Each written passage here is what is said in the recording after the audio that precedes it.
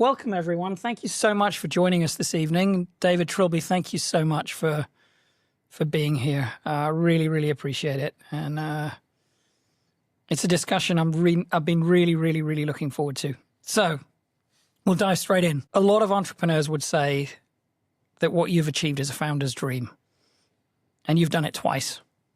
So before we dive into your story, are you guys living the double dream at the moment? I'm not sure. That might mean something very different to you than what I'm thinking in my head. How about you feel on that one? No, so maybe I could answer.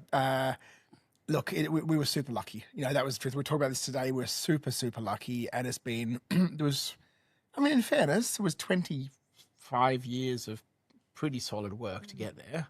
But things came together at the right moment, and yeah, that was really, really fortunate. Yeah, I've known you guys for the best part of 25 years, and I know how much work you've put in. Let's go back to the beginning. I love this frame that ideas without action are just regrets, and it really resonates with me. And you guys, as I kind of understand it, had a fantastic but ultimately a very simple conceptual idea at the beginning with Creature Comforts. Can you talk about your idea, where you were at that time, and when you kind of came up with it, how did you go from idea to execution? You want to take this one? Let's start the last one. Sure. So when we came to Hong Kong in 2000, and David got a job working as a vet in Happy Valley. And coming from Sydney, Australia, it was a real eye-opener, seeing these very, very well-off clients who loved their pets. And we've always been the kinds of people that just kind of talk about, what about this? What about that? We had a little ginger cat at the time called Mr. B, and we had to take him down to the clinic to be desexed. And it was 50 metres down the street. This cat screamed like it was being murdered the whole 50 metres down the street, tore up my arms. And we just thought, well, other people must have this problem. What if the vet could come to the house instead? And I think that just sort of, then you started talking about it over wine after work. And I think, I'd say again and again, in the businesses, we've tried to look at what we think we would have wanted or what would be benefiting the end client, and then we tried to go down that direction. And starting a house call business seemed like a novel idea. To be a little bit more scientific about that, it was also an idea that there wasn't that much competition in the market for it. So we thought we had a niche that no one else was looking at, which is super important. There's this rule in business that I believe in, that you're either the cheapest or you have a niche. Everyone else fails because it's a price competition or it's a services competition. So we couldn't be the cheapest, but we figured we had a niche and go for that. Also, to be entirely realistic, we didn't have any money. And so we couldn't afford a clinic. We couldn't afford x-ray machines and rent and equipment. We could just scrape together with a small loan from my parents the money to buy a secondhand car and a stethoscope and a box of medicine. And so we kind of bootstrapped the business from that. We came over here with nothing. Yeah. And I guess that's the other thing I'd say to people. If you're starting a business, just, if I say start small, I'm not trying to diminish it, but I'm saying just don't go and borrow tons of money. Don't leverage yourself up. Just be a little bit careful, when you first get going. And I suppose sort of going on from there, when you look at it from the client's perspective, they honestly don't care if you've got the most expensive x-ray machine, but if every time you're answering the phone, you're really nice and you know the pet's name and you know what food it eats and you know that they like to have their house calls at 3 o'clock in the afternoon so the kid can be there after school, that gives them value, right? So that's the way you can differentiate yourself without actually investing a whole lot of money, is that client. What is the client experiencing? I think there's so much to unpack there. I really do. I think several things. One thing you said, Trilby, at the beginning was that you realized that there was all these people in Hong Kong with all this money, right? And I think if you can make rich people's lives easier, then you're onto something, and no one wants to walk down the road with the cat scratching their arms. And at the same time, we never made the mistake of seeing, okay, there's a juicy fat target, let's milk him, or her. We tried to really honestly provide value, to the point where I think maybe we were underpricing ourselves quite a while. Yeah. But we saw that there were, I guess maybe what Drew was trying to say is that we saw there was a certain group of people for whom are time poor, but really value their pet. Yeah. And are really looking for a certain experience that they couldn't get elsewhere. Yeah. And we thought there was opportunity. And we thought, could we go back to Sydney and do this in Sydney? And we thought, no, it just wouldn't work in Sydney just because the distances are too far. People have different life structures. There's not the same sort of financial ability to pay for a lot of people. Hong Kong was a really unique spot to do it. Yeah. And when I say rich people's problems, it's not so much that I'm sort of categorizing the customer in that way. It's also, even in our business, we're trying to go after the upper end of the market now because I feel like it's more stable. I'm more likely to get paid. And there's a demand there. So I think that was really interesting what you said. I think the other thing... the other thing I was going to jump in there and say... what's really cool about being a house call vet is whether you're seeing the boss of HSBC or the guy who changes the bins at the end of the day, everybody loves their dog. Everyone loves their dog, when you're their vet, it doesn't matter who you are. It's from here. And I'd see these people, I'd say to talk to a friend, I believe you work with Sarah. I saw Sarah's cat. My God, Sarah's terrifying. Did you tear your arms off? Oh, no, she was lovely. And so it was just, it was a really nice experience. And I think you build a relationship, right, that you can't do as easily if they're coming to the clinic and stuff like that. But I think the other things you said about bootstrapping are super interesting and valuable to people starting their businesses because it's dangerous if you're getting big loans and leveraging yourself. But you also talked about the little thing of answering the phone. And I'm not joking. I think Amy turned the house upside down today looking for the little fridge magnets that you sent us. With the photos. With the photos of the dogs when we first registered them with you. Yeah. And it was such a small thing. But I remember coming home and Amy saying, look at these little fridge magnets we got from the vet. And they were on the fridge and the dog's pictures were there with your phone number underneath. Yeah. Just to sort of explain to people, we had this thing where when I'd first see a new patient, I'd take their photo with just a digital camera. And Trilby and I would go and sort of print them out onto we'd get like laminator and laminate these things and put it on the background. And then stick a magnet on the back and people love that. And we didn't do it for any other reason apart from we thought it'd be a fun idea. And it's so cute. Yeah. But then it turned out that every single person we saw put it on their fridge, pride of place for the rest of their life. So every time they needed a vet, they saw our number. And it was like the best free marketing thing we ever did. Amazing. And you were going to their house again and again, so you were seeing this and going, this is really working. We'd actually have people say, oh, can we get a new one? Here's a new picture. He's aged a bit. He's gone grey. Were you both all in at the beginning? Yeah. Yeah? We didn't really ever consider failing. Yeah. And that's my sound. Not that we thought we were great, but we just thought, I don't know, I don't think we did really think. I just think... No, I think we're a bit... naive. A bit thick. Yeah. That has come up I cannot tell you how many of these discussions naivety has come up. And I think it's one of those things that we kind of look back on and go, God, we were so naive, but thank God we were when you started off, right? Exactly. Because if you'd considered all the things that could have gone wrong, you'd never get anywhere. We also didn't have anything to lose. We just had to pay, we were paying like $9,000 in rent. And that was our only overhead. Yeah, so to put a time frame on this, we rented a flat in Happy Valley for $9,000 a month. Okay. That tells you how long ago this business started. You can't imagine what you get for $9,000 in Happy Valley these days. Yeah, not a lot. Not a lot. So, David, you're visiting all these houses. I'm sure you've had some crazy experiences, but what was the weirdest or most memorable experience you have? Well, actually, we were laughing about one the other day, and I think I can tell that one, which was seeing two pot-bellied pigs, which actually ended up growing to be 700-pound boar and sow, living on the 24th floor of a penthouse in the mid-levels. It's two 700-pound pigs. These big pigs. On a rooftop? And, on a rooftop. And half indoor, half outdoor. These things are really sweet. But the problem with pigs, I didn't realise, because I didn't pay much attention in pig medicine lectures, is that pigs bite and they're quite ferocious. And if you start working on one pig, the other pig gets upset because they're friends and they go after you. So you can't turn your back on a pig. Pigs can also undo knots. They're really smart. So you have to learn special knots to tie pigs up with so they can't get away. Anyway, I finally found the solution was pigs love chocolate. And so before going around there every time, I would load up on a box of Frere Rochers and unpack them all and throw Frere Rochers as fast as I can to one pig while I was examining the other pig. And no, it was a wonderful.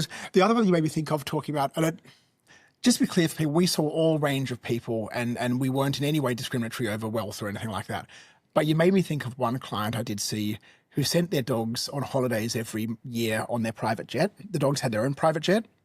The owners did not go on holidays because they're very busy, hardworking people, but they felt bad for the dogs not to go on holidays. So I had to get the dogs ready to go on holidays every year on the jet. These were huskies. Huskies who that went to go. So how do you get a dog ready for holiday? You've got to do lots of like health certificate work and show they're free of rabies and do sort of, you have to do paperwork basically.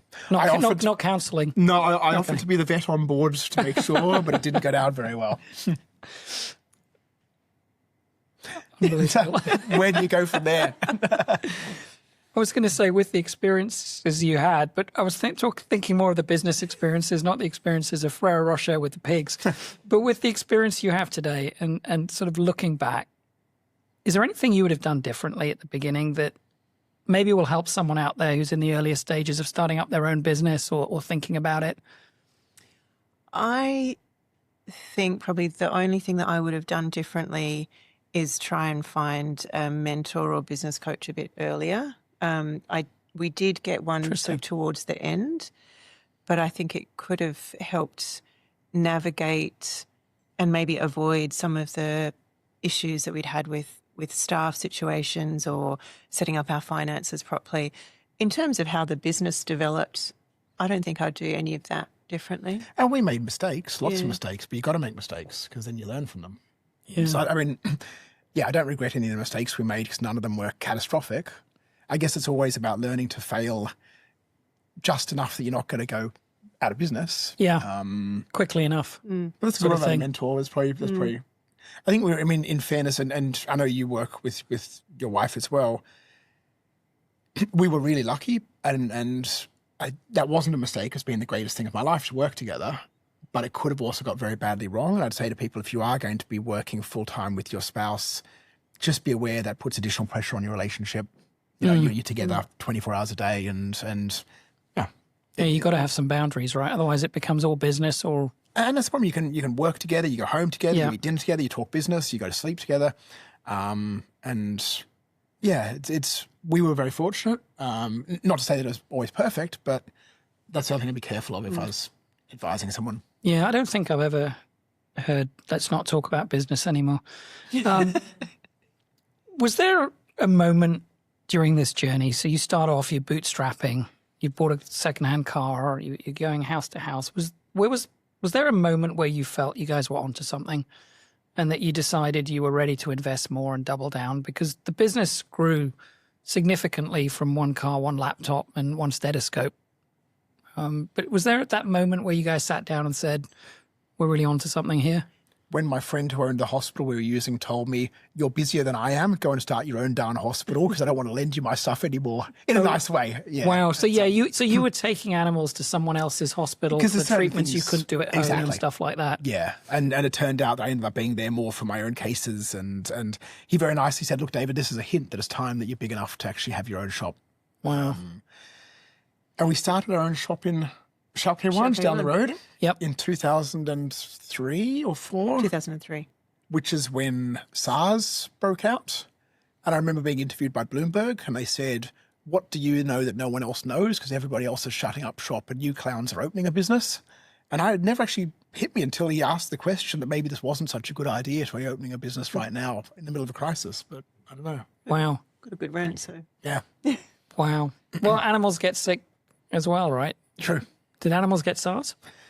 Thank goodness, both for COVID and for SARS, dogs weren't affected or cats weren't affected. Of course, we all know that there was some unfortunately, with the smaller animals, there was some culling that went on in Hong Kong. It was a pretty difficult time. Yeah. That was for COVID, not for SARS. Yeah. Trilby, anything else that jumps out at you? Any specific signs that you saw that made you think, let's lean into this? Honestly, every decision to expand just seemed like such a no-brainer. Like, we're getting really busy. Okay, what do we have to do now? Our clients want this. How do we give it to them? It wasn't, it just seemed to be little steps along the way. The biggest ones, I think, were when we were opening new hospitals. And then it wasn't a decision of, is this a good business move? Like, we kind of knew that it was. It was more, okay, can we actually physically and mentally handle the expansion? Not is it going to be a success? Yeah. Interesting. It's almost following the customers. Yeah. And what they were telling you or what you were feeling intuitively from what you were hearing and seeing. And which is, David was doing house calls for the large majority of that 20 years. And so, and I was talking to clients. You've got to maintain that link with the clients to really figure out what's going on and make sure you're not losing touch. Yeah, just to be a little bit fair there, I was doing house calls. Trilby was talking to clients, but she was also building the hospital, handling all of HR, doing the financing, doing the accounts, changing the light bulbs when they broke, doing nearly everything else in the whole business apart from actually growing it. Yeah. So I think you underplay what you were doing. I think you were actually pretty strong in building the company. Amazing. And so can we just sort of talk through what scaling actually looked like for you guys and sort of the journey? Because there were new locations, there were new services, there was building out teams, all of that. You said Shoki 1, right? So that was the first physical location. And then what did that look like? What I say is we've got two companies, so we scaled them very differently. So maybe you talk about the clinics and I'll talk about the online business. Yeah. So with the house call business, as David said, we figured we needed to open a hospital. So I think I told the story last time about the map. And that was really trying to find somewhere where we could open a hospital, but there was going to be an organic base of clients in that area as well. It wasn't only to service the house call clients. We had to make sure it could survive on its own 2 feet. We found an area that we felt was lacking, opened it, and just clients started coming. And from that time on, it was like, okay, we started with one vet, and then it was, all right, therefore we just need to get another vet. Now we need to get another vet. Now we're having trouble finding vets to send our emergency cases to. Okay, we're going to open 24 hours. Now we don't have enough space for our surgery. We're going to rent a new premises. And it was just Organic. But they were all relatively, none of the steps were so big that they would collapse the business if they failed. And in fact, some of them didn't work. We thought, we saw a niche for a surgical centre and we opened it and it just never took off. And then you pivot. It's fine to fail as long as you, like you were saying, you cry over the opportunities you didn't try. You don't cry over the opportunities you tried and didn't work out. Yeah. And then we opened a hospital in Chung Kwan O, but we opened it small. And so that was just a 2-vet team. We saw how that went. That was really successful. So then we invested in a much bigger premises there. And at each time, it's really trying to make sure that your leadership and your team is sufficient enough that you're not the one doing all of the work, right? So finding those staff members who have promise, training them up at each of these different levels to take on small increasing levels of responsibility and making sure they've got what it takes and developing them, and then they can run that thing and they can run that thing and it's not all on you. Yeah. And you're comfortable with them running it so you can move on to something else kind of thing. Yeah. And did you do all that? Was that all funded by the revenues that the business was generating all along?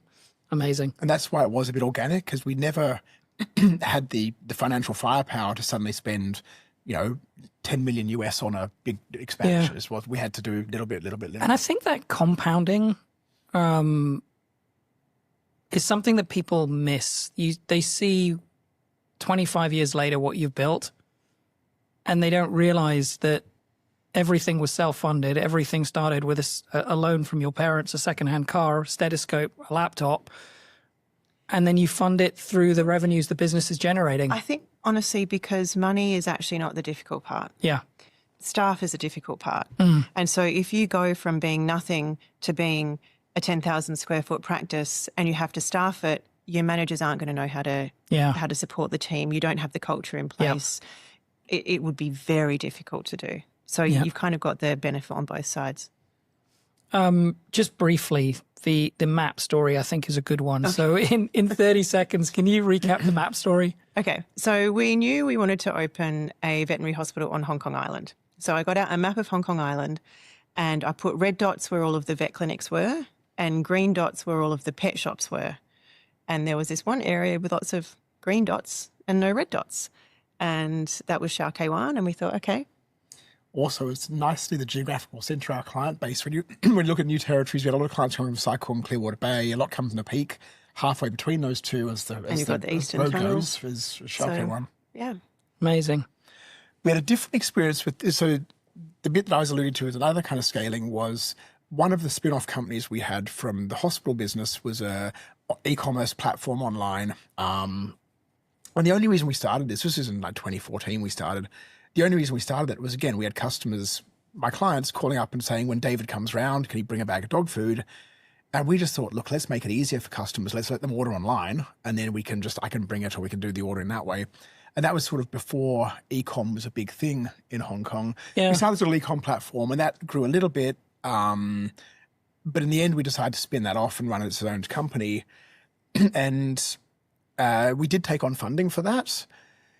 One of my friends who works at one of the big sort of investment companies was dead keen to fund us. I sort of knocked him back for a few years and finally I thought, well, okay, let's see what it's like. We did take on, not huge amounts of money, but in the 7 figures range. And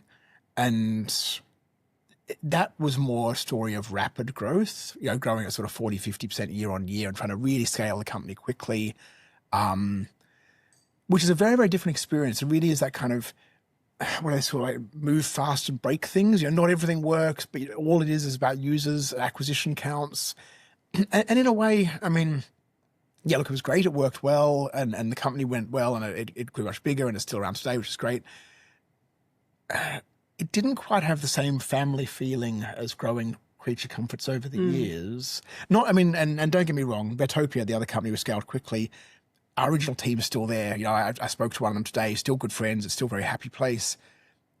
But scaling, when you've got private equity money behind you, you owe your investors to pay them back. And that's all you're thinking about is, doing a good job, but also I owe someone who's put their trust in me. Yeah. And it does add one more level of complexity and stress to the business. Yeah. And I'm not sure how soon I'd take on private equity money unless I really needed to again. Yeah. Don't get me wrong, my investors were really great people. They're still great friends to the day. Everyone left very happy from the business. So it's a great experience, but a very different experience, organically growing company. Interesting. Well, let's come back to Vetopia. One thing you said there was the pressures of high growth businesses. And I'm just curious, being life partners and going through this, what did that look like with all this complexity? And it's about to get this was Vetopia itself. Sorry, Creature Comforts itself was a rapidly growing business before you started Vetopia, right? And so you guys are partners and you're growing that. And even before you supercharge the business with Vetopia, what does that dynamic look like? It's got to be interesting. You mean working with just like being life partners, and David sort of alluded to it earlier. Coming home. I want to hear your version first. That's not my version. One of you can leave the room if you like, and then we can get one answer, and then we can get the second one. We're much better now. We've solved both the businesses. For a very long time, we had an arrangement where we actually didn't work together on a daily basis because David was doing house calls and I was kind of running things in the office. When David decided that he wanted to, learn a bit more about the business and come and work with me in the office, things got a bit more tense. Okay. That's certainly true. Yeah.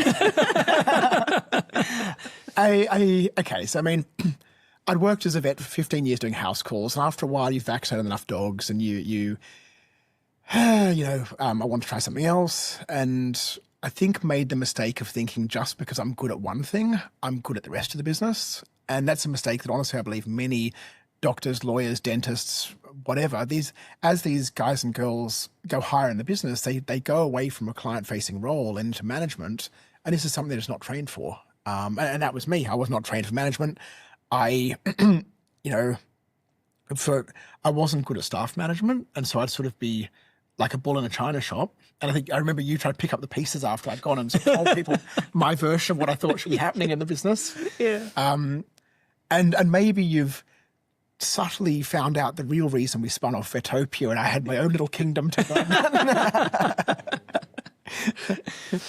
It's interesting because the boundaries you set are super important, but I think also what's interesting is the sort of complementary skills you sort of both brought to the table, and how that obviously 1 + 1 = more than 2 sometimes, right? So looking back at this period, is there anything you would advise founders in scale-up mode to be thinking about so they can sort of learn from your experiences, and not necessarily being life partners, but just from business, and maybe avoid some painful mistakes while scaling up the business? I'm going to tell you things you can read in any MBA textbook. It's always about what your customer wants, and you've got to look at it from your customer's point of view. One of the first clients I saw was a very, very successful business person who I still, friends with today, who told me, don't worry about the money will come. Worry about doing a good job, and then the money will come. I think that's super valuable. It's all about quality, and it's all about customer service. And also it's about, for us at least, not getting ahead of ourselves when it came to growing the company. I see many good ideas. Ideas are easy, but implementation's the hard bit.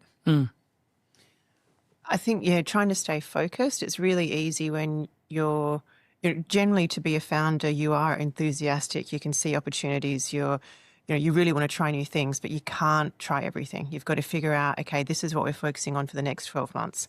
You got to get the messaging clear to your team, make sure everyone is on the same path, reinforce the great behavior, and avoid all of the shiny things over here until it's the right time. I think Charlotte's going to clip this and send it back to me. Because I'm not looking at her, but I could almost feel her laughing behind me. I think founders, and you're a founder too, I think founders tend to be full of ideas and full of enthusiasm and going off in 50 different directions. Yeah. And so maybe the other piece of advice I give someone trying to scale a business is build a team around you who complements your strength. There's no point having 6 of you in management or operations. You need a diverse team.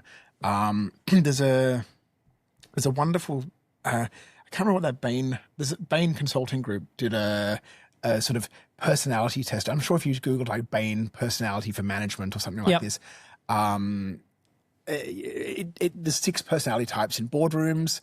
And we realized part of the reason we worked very well is we have very, very different personality types. And so we're able to sort of balance each other. And I guess that's the other advice I'd say to people. Be very, very, very careful taking on a partner. Be very, very, very careful giving away equity. But if you do, make sure it's someone who balances you, not just someone who repeats you. Yeah, that's super interesting. I wanted to ask you guys about the importance of risk appetite as well. And you going through all this, what did your risk appetite look like? And how would you think about risk appetite as a factor in sort of successfully scaling Creature Comforts and then starting and scaling Vetopia? Were you investing a lot back? Because you said it was self-funded, which suggests to me that a lot of the profits that the business was making were being invested back. We didn't draw, we drew a salary, we drew enough to give ourselves food on the table, but we weren't going on 5-star holidays nonstop. But we never risked it all. Like, it's not like we sort of double mortgaged our house so that we could open a vet clinic. So it was always a matter of, okay, can we afford to lose this money? If we open this clinic and it doesn't work, can we lose that money and still be okay? Yes. Okay. Sometimes we're in pretty painful. I don't know if you ever listened to this How I Built This podcast. You hear guys on there like, I had my credit cards maxed out and I found the last $20 under the couch. Sleeping in the car and stuff. And suddenly we were never quite that gutsy. I think you'd say that I was more keen to go charging ahead and you were more balanced and let's just do things step by step, which was a good thing. But again, every decision you make in the company should be able to fail and not bring the whole company down. Yeah. Okay. It's interesting because I was sort of thinking this through and I'm like, Creature Comforts scaling so well, and these guys don't feel busy enough, stressed enough, or completely fulfilled with one business, so you decide to open a second one. You've kind of spoken about where the idea came from and the inspiration for Vetopia actually coming from clients asking you, can you bring a bag of dog food? But why did you separate the two businesses out of interest? I mean, the truth of it is I did an MBA.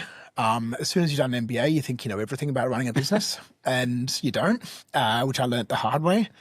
But I thought, and I had a friend whisper in my ear, let's take on some private equity money. Let's really grow this company. I thought, yeah, that would be fun. Let's see how big we can get it. And, we'll try and really scale into China and have our own brands. And it was something sort of along the same lines as veterinary, but not exactly in that. So it was a nice change for me as well.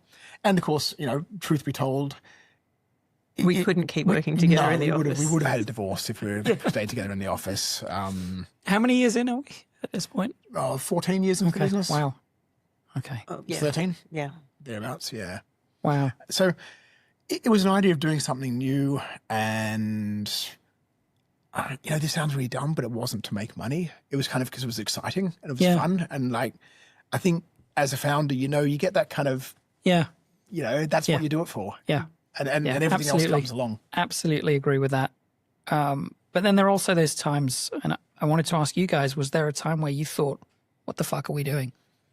Yeah. Often. Yeah. I mean, there's some, I think one that a lot of people can probably relate to was during COVID. Yeah. And we did have a time during COVID where we were taking money out of our own pockets and putting it back into the company. And at that stage, we had near on 150 staff. Yep. And so if you're making payroll for those people depend on you. Yep. And their families depend on you and so forth. So you've got to take money to pay them. But if we had one more month that we didn't get better, the business was over. And that was we were over. I mean, we weren't over, we were already bankrupt. Yeah. So that was a pretty stressful period. So you got that stress, and then you've also got, sometimes work just sucks. And if you're in a normal job, you would quit. And you can't. And you've got to figure out how to get around it in your head. Not only can I not quit, but I've got to turn up tomorrow and inspire everyone. And that's hard. Yeah. Yeah. Yeah, because everyone's looking at you. Yeah. And everyone thinks you've got your shit together. Mm-hmm. Yeah. And you know exactly the right answer. You know exactly, and everything's going to be okay because Trilby says it's okay. Yeah. Did you look at each other? A lot. Can we fire the whole team? No, probably not. All right. Looking back, is there anything that you would have done differently? No, because you can have a different answer, but I'll say no because I'm really happy with where we are now. And it's the journey's going to take many paths, and you've got to go through the good times. You've got to go through the bad times, have the good times, and as long as you're happy by the end, then it's all good. Yeah, I agree. It's up and down, and it's been a brilliant journey. I wanted to lean in a little bit on the people side of things. Mm-hmm. So before the acquisition, how many people did you guys have with the two businesses sort of combined? I said 150 just then. It'd be plus or minus because Vetopia, when it was scaling up, had 70 and you were 130 or so, 120, 130, right? So about 200 people. Somewhere plus or minus. Yeah. What did you learn about finding and hiring the right people and the importance of having the right people on the team? So that's everything. As soon as you get past about 5 people, it's so important. That number's come up a few times, like 5, 6, and then it starts to get complicated. And then above 20, it starts to get more complicated. And I think that, at least what I've observed, is people really don't understand how important it is.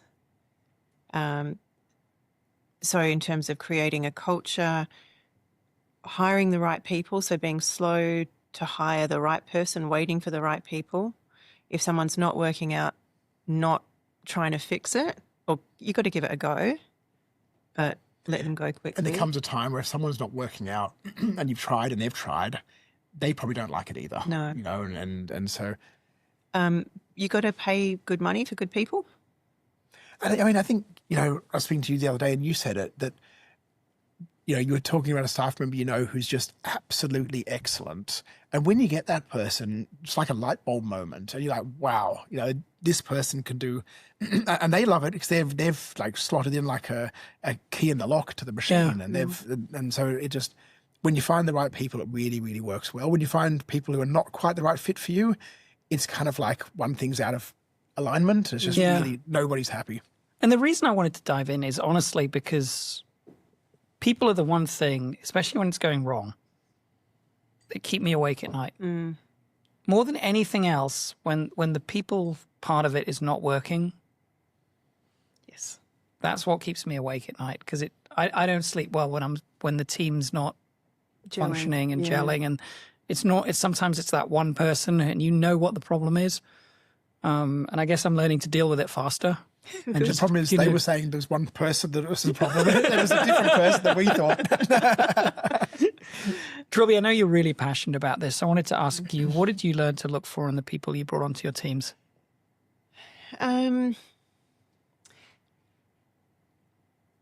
Passion, but not like an arrogant passion. Like sometimes you hire people and they think they know everything and they're really enthusiastic and they end up kind of alienating a lot of people. That can be very destructive.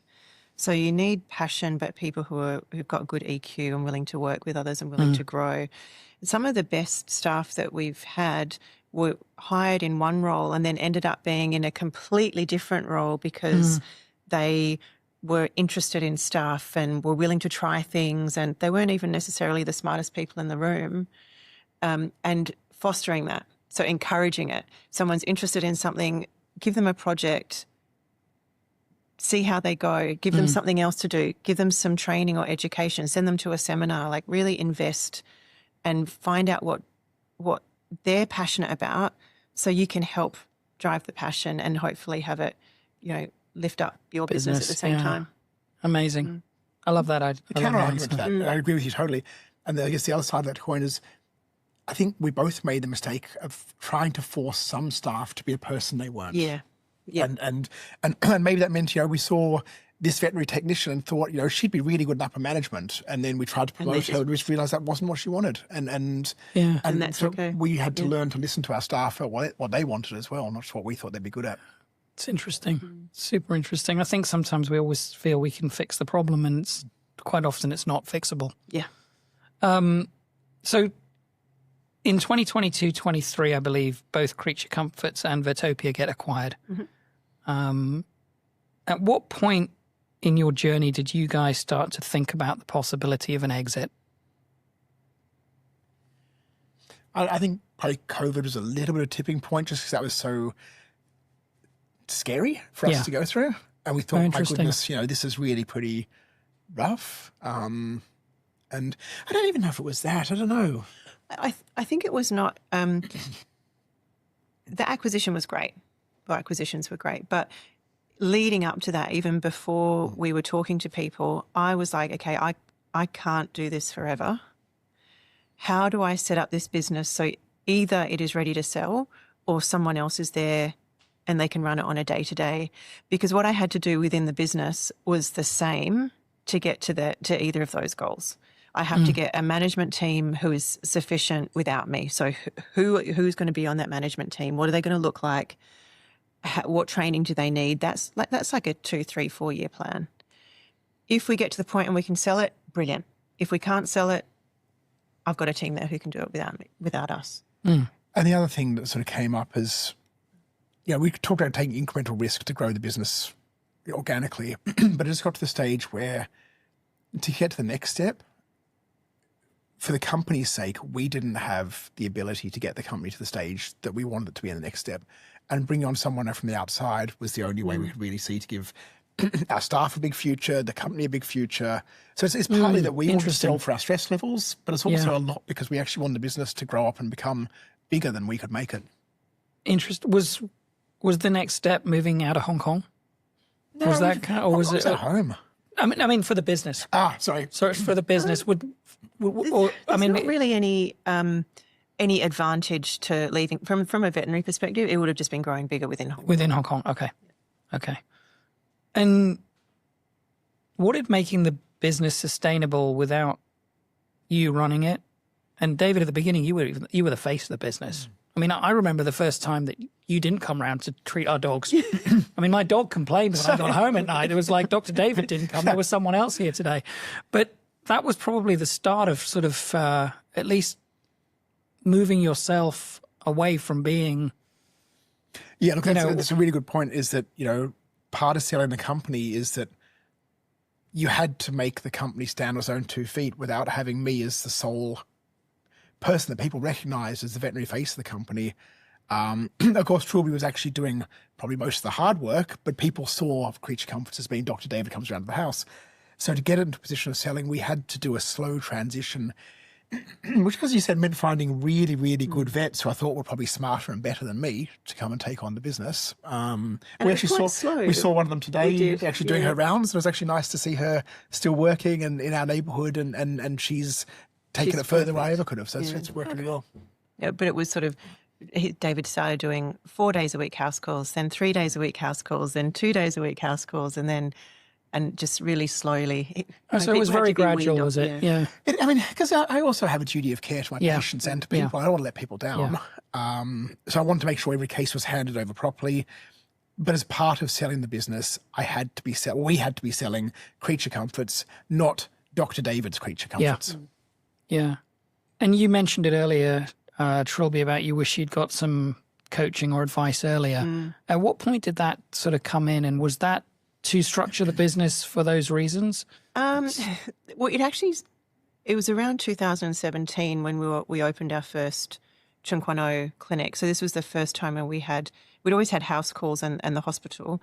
This one we had 2 locations. And at that point, I just couldn't figure out how I was going to do it. I had 2 kids, like 5 and 7, and already I felt like I was working all the hours in the day, and then we've got this other hospital opening up, and I just didn't know how I was going to do it. And that was when I'm like, okay, this is beyond what I can figure out myself. I have to get someone to come in. And it wasn't as formed as, okay, I need to get ready to sell. It was like, I just need to be able to breathe and not be stressed all the time. How do I get to that point? And then kind of the path opened up of like, okay, maybe then we can set this up to sell. Well, we did realise there was a point where the company was now big enough that we had to get a level of management in, like a CFO and a COO and these kind of, maybe not with those titles, but that kind of concept. And we just had no idea about doing that. And we had some misfires, not misfires in people, but misfires in setting up the company in the wrong way. We needed someone to come in and show us how to structure a company like that. It's not easy to do. I mean, Trilby helps companies that are growing at the moment do that, because as a founder, you're full of good ideas and energy, but you don't really know how to do that. Well, a lot of founders don't know how to do that corporate structure and that growth when you're getting to 100+ staff. Yeah. What are the biggest mistakes you see? Or what are the things that you would advise people if you look back at what you had to go through? What were those changes you had to make? Honestly, it's really quite, it seems quite simplistic, but having very clear job descriptions, org charts, KPIs that are relevant, that you're following up on a regular basis, performance management discussions, all of the really boring HR stuff starts to become absolutely critical.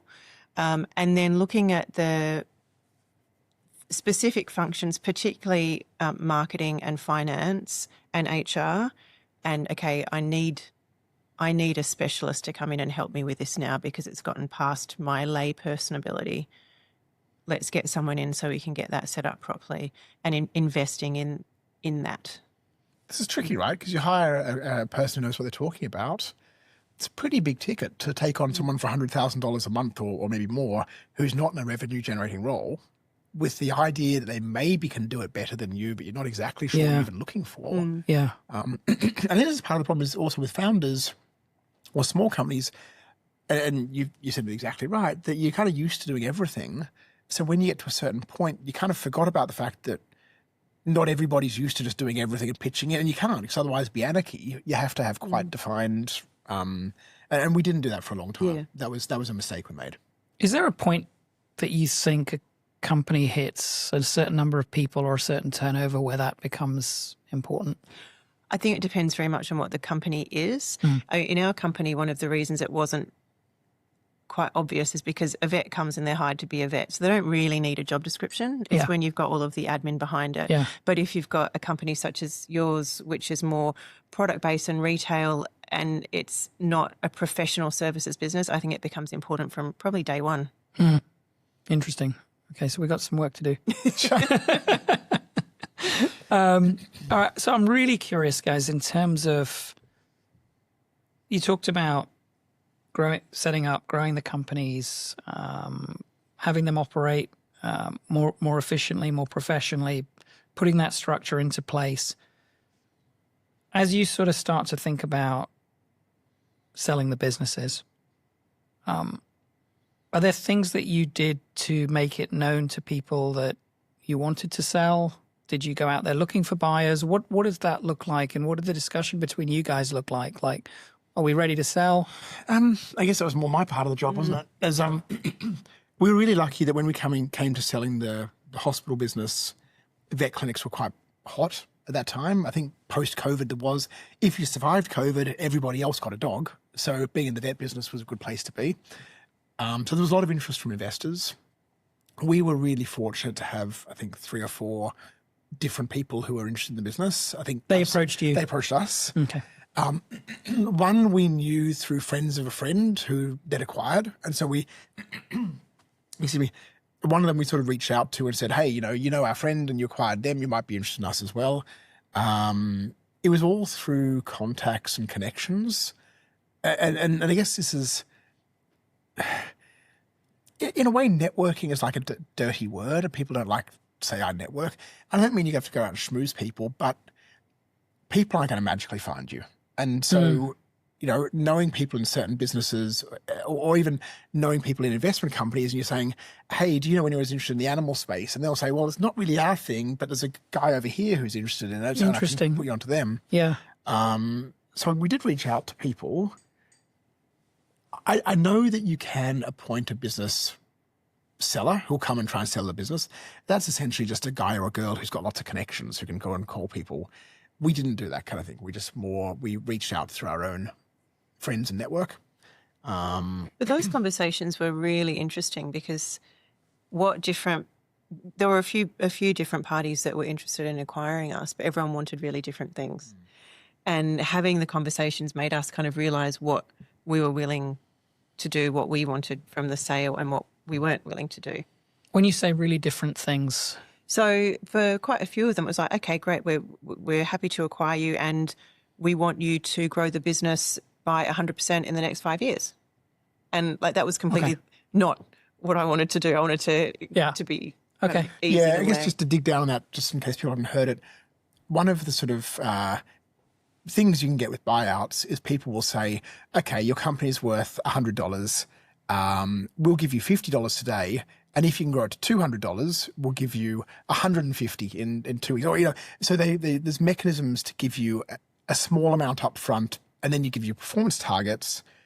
And if you meet those performance targets, then, hey, it's going to be great. But if you don't meet those performance targets, then you might be left with only $50 for a $100 business. Yeah. And so you've got to be pretty careful about, and I'd say to people who are going through a transaction, really get advice from a neutral third party who knows what they're talking about, and probably also get an advice from a lawyer who you trust, just so you understand what you're agreeing to. Because, we were kind of not trained in that part of the world. We had to do some pretty quick learning to understand what it meant. We came, pretty close to another transaction, another deal that just wouldn't, in the end, have suited us because we had to have. We can see why they asked for performance targets, and they weren't being unreasonable. They wanted to grow a very, very large hospital business and have us running it, which would have been very exciting if it worked. If it didn't work, We would have been left with. yeah. Okay. And a lot of people, they get sort of this sense of urgency, and it's quite a stressful process. So I think a lot of people just end up signing. Like, I just want this to be Get it over. done. And then it all falls apart afterwards, right? So you really need to make sure you've got great advice and you're not jumping in just to sell, because it can really end up burning. Yeah, and I guess, I mean, just in case people aren't familiar with this, sort of the timeline is generally years. You have the initial conversations, people sort of like what they hear. You find someone that you think might be a good fit for you.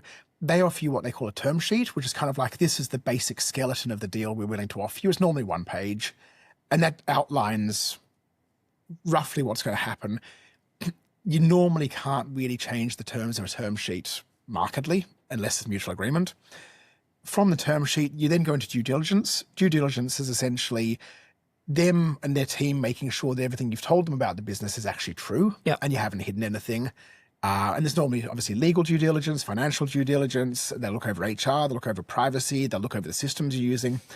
That's a pretty massive undertaking. And I'd say that due diligence, even in small companies like ours, is 6 to 12 months of pretty hard work. And David was basically full-time on the due diligence when we were having it. Was very thousands intense. of pages. Yeah. And they're just asking you for more and more and more information. And right. like these guys were good. They'd say, there's a receipt here for stationery that you bought in 2015, but I can't see it on your accounts. So can you explain to me whether you've got fake receipts or whether your accounts aren't correct? Which one of the two have you stuffed up? And and I guess what they told me afterwards is, if you get through due diligence and we haven't found something, we know you're lying, because everybody's got something. And it's not because you're dodgy; it's because no business can have everything under control. No one's that pulled together, right? Exactly. Yeah. So you go through due diligence, and then you get sort of what's called the sale and purchase agreement, which is the expanded version of the term sheet. That's normally 50 to 100 pages long, with all of what you can and can't do afterwards. After you sell the business, you normally wouldn't go into competition with the business you sold. You can't steal staff. You can't take records. You can't. You got to behave with honor afterwards, essentially. And also, there's what they call warranties and reps, which basically means that everything you told us in due diligence is actually true. And if we found out you've been lying to us, then you're in trouble. Yeah. So you get the sale and purchase agreement. After your lawyers argue about that backwards and forwards for another few months. And then finally, there comes a day where you sign the contract. After that, you've sold, and you'll normally get, everyone's deal might be different, but you normally get some form of payment on signing. But you'll have to continue working for the company for another couple of years to hand over the business to the next people. And then normally after that couple of years is up, you'll get the rest of the payment. That's a very sort of simple way to do it. That'd be the standard. So we're looking from the day you first meet the people to the day you actually walk out of the business, I think 4 to 5 years. Yeah. Is Wow. the sale process. So it'd been going on that long. Yeah. Wow. And you can see why as well. Like there were times along that you can get right to the end of before you've signed that sales and purchase agreement, and you've put in almost a year's worth of work. So you can see why people kind of just, oh God, we'll just sign it, because there's so much that's invested in it already. But if it's not right for you, it's much better to just back away. And it is super nerve-wracking. I mean, because the other side's also true, that they can back away at any time. They can say, look, we've found, Even the market. Yeah, you put 3 years of work in and they back out. And that's got to be nerve-wracking. It's happened to who've gone through all the due diligence, and the company said, look, nothing wrong with you. It's just we decided we're not going to, this is not right for us at the moment, so thanks. Because priorities change, right? The world changes. Yeah, so and that's why it gets super, super stressful. Because when you do sell a company, obviously it's a milestone in your life, but if it collapses, you've wasted 3 or 4 years. Yeah. So I had 2 questions on that. One was, apart from lawyers and accountants, were there any other external resources that you guys went to help you through that process? We had a great lawyer. Okay. He was so good. Experienced at doing this, done it Super many experienced. times. This is not something that you want to skimp on. Okay. And it's also not something you want a lawyer who doesn't know exactly what's going on to do it, because there's a comma on page 79 that's in the wrong place, and that means something totally different to what you thought it meant. Without going into too many details, one of the contracts we got from someone who didn't go ahead just had a clause in that we didn't understand, and he explained exactly what it meant. And that was like a nuclear bomb, that if anything ever went wrong, we had to pay them all their money back. And long story short, Wow, okay. Probably for legal, probably for his reasons, I can't plug him on air, but if anyone ever wants a recommendation, they're welcome to look me up and I can pass on his details. I'm sure that'll be useful to people. The one other thing we did have is the people who one of the guys who invested in Vetopia, was really good advice for Creature Comforts because he does this for a living. And he also told me what was reasonable, what was fair. And in fairness, sometimes he'd say to me, David, this is fair, what they're doing. You got to this is okay. This is normal. Yeah. And so having someone who can just be a sounding board who's been through it before is super useful. I think that's super useful to people in the room and listening. You brought up something when we met last night for dinner that I thought was really interesting, and that was valuations. And I think every founder thinks their business is worth a lot and has unlimited runway. Maybe talk a little bit about the kind of valuations that people should expect to get in a traditional service or product business and not in the .com world. I mean, assuming you're not in some sort of super hot field like AI or something like that, you're in a regular business. Yep. There's essentially two ways to value a company. One is as a multiple of the revenue, which is how much money you make in a year, how much money you take in over, in a year. And the second one is a multiple of profit, which is how much you keep at the end of the day.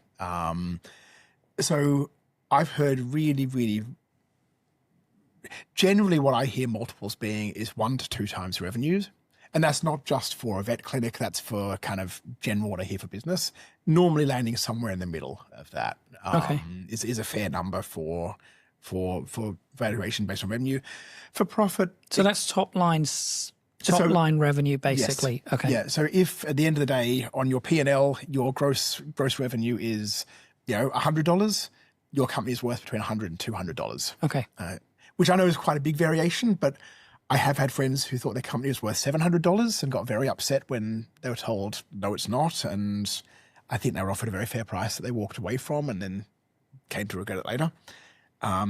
Profit depends. Profit depends on your industry and what normally your net profit margins are. But if your net profit margin is somewhere 10 to 12%, then normally a multiple of somewhere between 5, maybe at the most 10% is fair for profit multiple. Okay. 5-10 times profit. 5 or 1 to 2 times revenue. They're normally roughly the same number.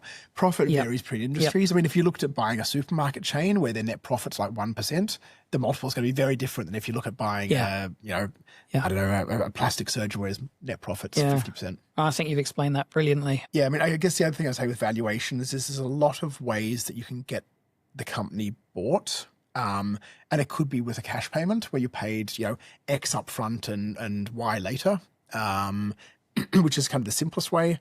Sometimes people get share buyouts where they'll get shares in the new company. That's great if you want shares in the new company, but it depends what you're looking for.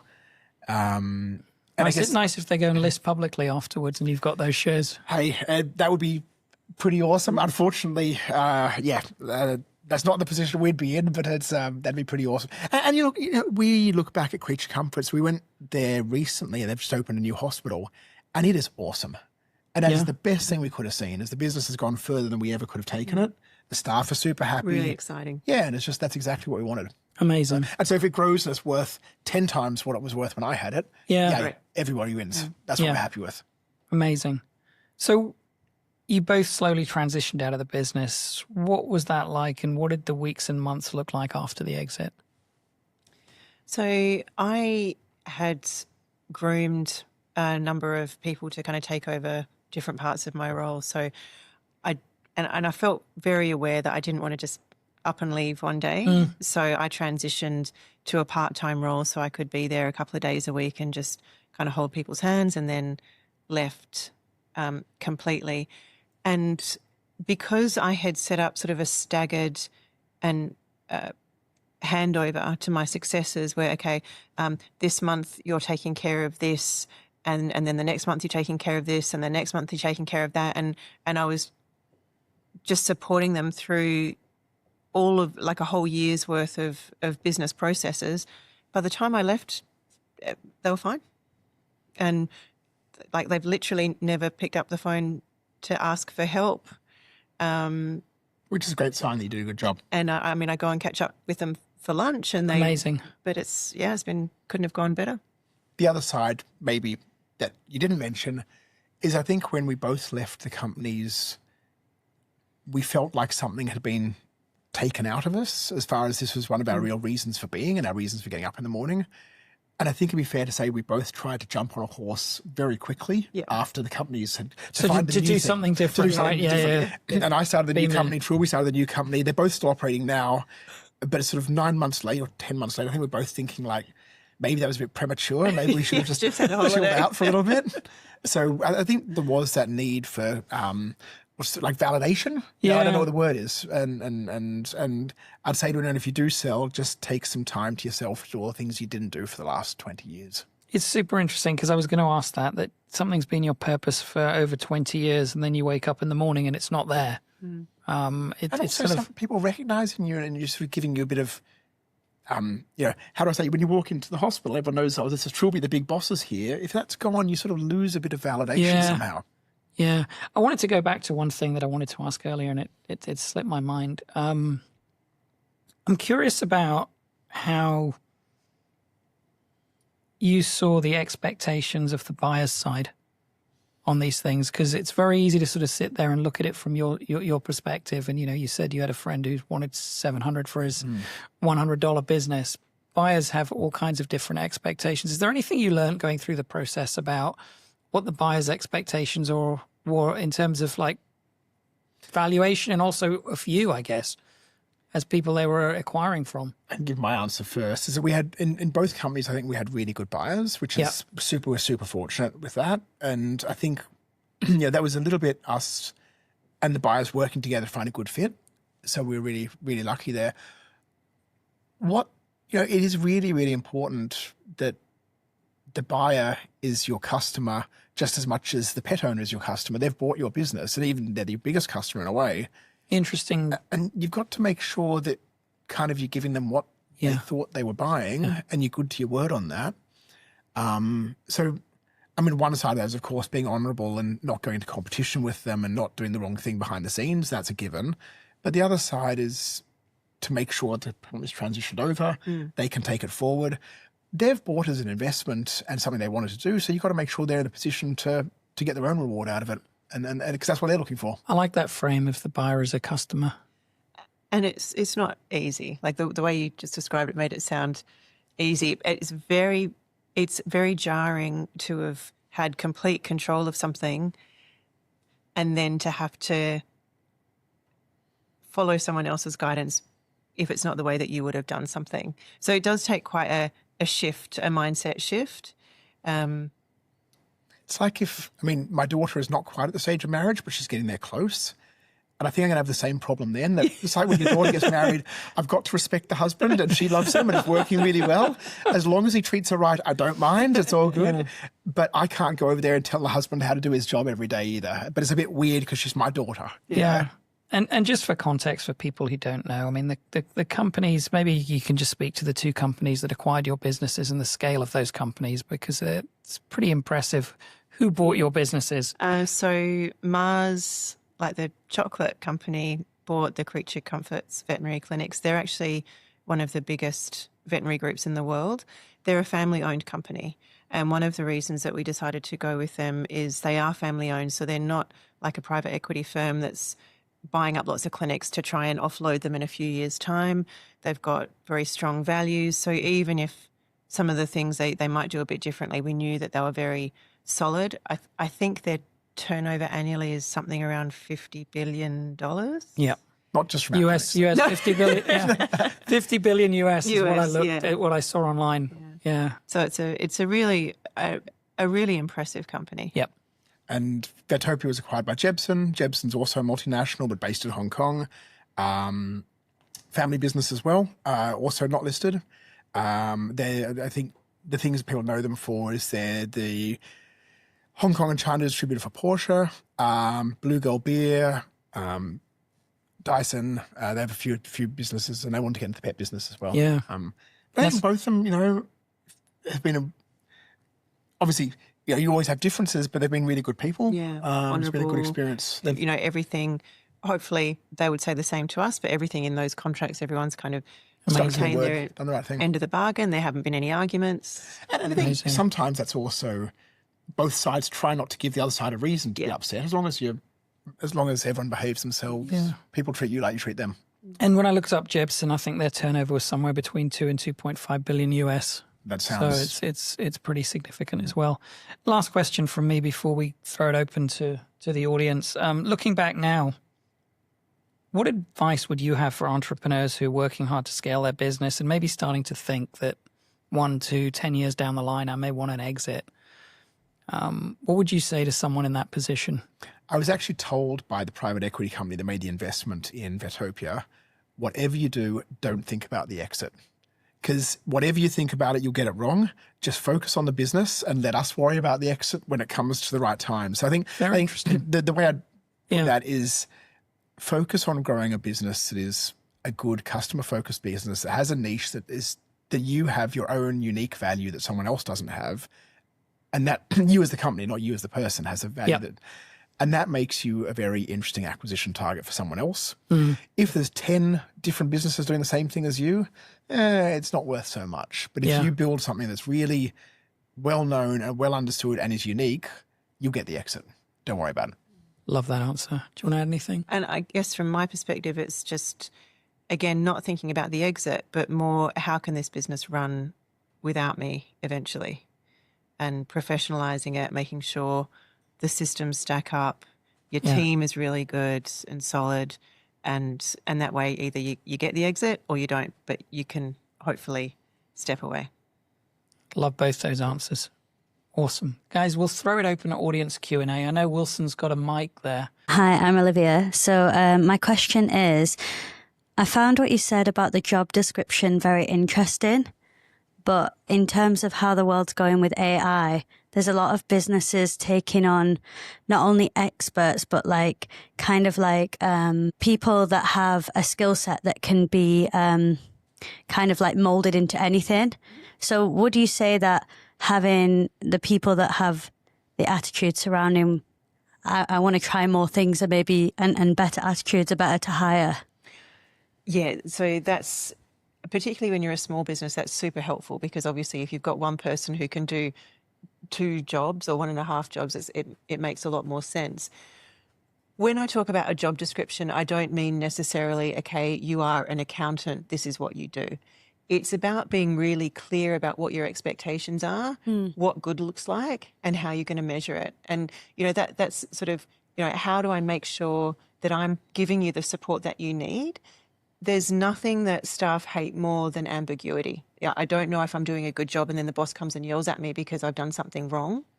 So it's more about clarity and supporting people in their growth rather than just points on a page, I guess, if that explains it. Yeah, that's really good advice. Thank you. Can I ask, what are you both doing now? Are you just enjoying the life of luxury, or tell us about your new businesses?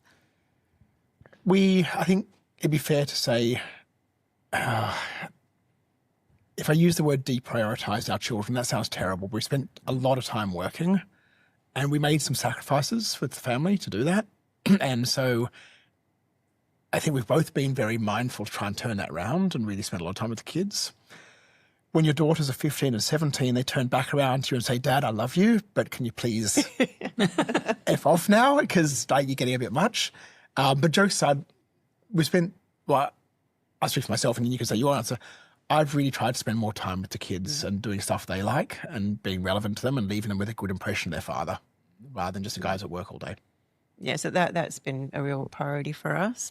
And, one of the passions I had in my business was helping other people to grow and reach their potential. So now I'm helping other entrepreneurs grow their businesses and, the advice that I feel like I needed 15 years ago, hopefully I'm helping someone else get a bit of a leg up and avoid some of the headaches that I had. And I think what you shared tonight is going to help a lot of people who hopefully will tune in. Maybe one more question if anyone has one. Can you talk a little bit about how you find your mentor and how they came in and helped with that very dire period of time? So I wanted to find a business coach and I just spoke around to a few friends and found a few who I then interviewed and just found one guy whose name was also David, who I really gelled with. And we worked with him about 3 years on and off. And with me coaching, he did group coaching. He did coaching for my leadership team. He came into Vetopia and did coaching. And so he was a real asset to the business. So I think it's like any kind of professional relationship. You need to find someone who you connect with and who you trust. And I mean, I guess I'd add on to that by saying David was great and he coached me as well. He did a fantastic job of it. And I had a couple of other coaches as well over the time. Maybe I needed more help than you did. I don't know. But I did find that some coaches, like any staff member, some gel with you more than others. So you've got to, there's no harm in trying a few people out and seeing who works better with what you're looking for and has the same feeling as you. Because not every coach will suit every person. I think to answer your question about where to find people, there are a lot of business development networks in Hong Kong. There's some really strong ones. I mean, you work with a couple of women's associated ones in Hong Kong, but there's also ones that aren't, women or man-based. So if you find special interest groups or business networks, that can be a way to find coaches. I think there's two kinds of mentor. One is like the professional paid coach who David was, and we paid him for, a block of coaching sessions. And then there's someone like what you do at the moment, at least partly, where sometimes you'll go and help people as more like in the Women's Foundation to more help people who are just need a bit of advice. So I do paid and also volunteer mentoring. Yeah. Awesome, guys. Thank you so much for sharing so transparently. And honestly, doing this is kind of a favor for me as well. I think there's a lot of really, really useful takeaways, advice that will benefit a lot of people. And thank you, everyone, for joining us tonight. Rashid, I think you're the most humble guy at the table because you know as much as I do, if not more, about business through what you've been through. So I think you've kept a very low profile on this, but thank you for having us. I appreciate it. Thank you, guys. Really appreciate it. Thank you.